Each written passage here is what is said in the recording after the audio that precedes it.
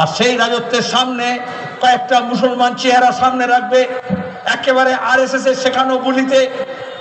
আর তারপরে যখন হাঙ্গামা হবে, ওই যে নিরাপদ সর্দার এখানে বসে আছে তাকে জেল দিল আর বলল জাহাঙ্গীরের সাম্রাজ্য হয়েছে। গোটা দেশে বলল মুসলমানরা এরকমই হয়। তাহলে যে একটা তৃণমূলের উপরে হওয়ার কথা, যে ক্ষোভটা তৃণমূলের গুন্ডা বদমাইশ মস্তানের উপর হওয়ার কথা, যে একটা ধর্ষকের বিরুদ্ধে হওয়ার কথা, খুব কায়দা করে বিজেপি আর তৃণমূল ওটাকে মুসলমান বিদ্বেষ করার চেষ্টা করছে। আর এইভাবে হিন্দু আর মুসলমানের বিভাজনের রাজনীতি করছে। এইভাবে বিজেপি নিজের জায়গা করে নিয়েছে। তৃণমূল কংগ্রেস খাল কেটে কুমির আনার মতো করে বিজেপিকে নিয়ে এসছে। আর আরজিকর কাণ্ডের পরে আপনারা দেখেছেন, তদন্ত করে লোকে বলল অপরাধীকে শাস্তি দাও। মমতা বলল না, ওই একটা সিভিক পুলিশ ওকে শাস্তি দিলেই হবে। তারপরে সিবিআই হলো। তাহলে সিবিআই কি করলো? মোদি কি বলল? মোদির একটাই মন্ত্র, না খাতা না বহি, जो ममता बहन कहे सो सही। সুতরাং মমতা যা বলেছে সিবিআই সেটাই বলবে। তাহলে কলকাতা পুলিশ আর সিবিআই এর মধ্যে কোনো তফাৎ আছে? তাহলে বিজেপি আর তৃণমূলের মধ্যে কোনো তফাৎ আছে?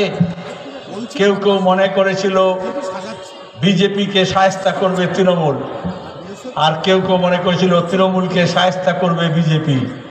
ঘাস ফুলকে দেখে নেবে পদ্ম ফুল, আর পদ্ম ফুলকে দেখে নেবে ঘাস ফুল। কিন্তু দুই ফুল একে অপরকে দেখছে না। দুই ফুল মিলে বাঙালিকে এপ্রিল ফুল বানিয়ে ছেড়ে দিয়েছে। এবং সেখানে দাঁড়িয়ে আমরা বুঝতে পারছি আমাদের শিক্ষা, আমাদের সংস্কৃতি, আমাদের স্বাস্থ্য, আমাদের উন্নয়ন, আমাদের কলকারখানা, আমাদের কৃষি, আমাদের বেকার ছেলেমেয়েদের হাতের কাজ, আমাদের ছেলেমেয়েদের স্কুলে পড়াশোনার জায়গা, এই সব নষ্ট হয়ে যাচ্ছে। আমাদের গ্রামীণ সংস্কৃতি, পল্লী সমাজের যে সংস্কৃতির ভিড় ছিল সেটাকে নষ্ট করা হচ্ছে। লুটেরাদের রাজত্ব তৈরি হয়েছে। সেই রাজত্ব যদি শেষ করতে হয়, নবান্নকে শায়েস্তা করতে কোনো 56 লাগবে না। 56 বিরুদ্ধে নবান্ন লড়তে পারবে না। বাংলার মানুষকে এক কাট্টা হতে হবে। হিন্দু মুসলমান নির্বিশেষে, উত্তরবঙ্গ দক্ষিণবঙ্গ নির্বিশেষে, আদিবাসী অনাদিবাসী নির্বিশেষে, রাজবংশী আর মতুয়া সব এক কাট্টা যদি হই, আমরাই পারবো আমাদের দেশের ভবিষ্যৎ। আর আমাদের দেশের ভবিষ্যৎ তবে সুনিশ্চিত হবে যখন বাংলার ভবিষ্যৎকে আমরা সুনিশ্চিত করব। কোচবিহার জেলা সম্মেলনে আমরা সেই আলোচনা করব, রাজ্য সম্মেলনে সে আলোচনা করব।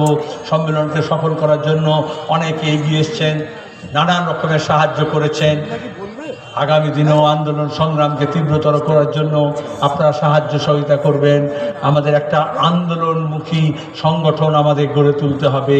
আর সে কাজে শুধু সিপিআইএম না, যত বামপন্থী বামমনস্ক মানুষ আছেন তাদের সবাইকে আমরা জড়ো করতে চাই।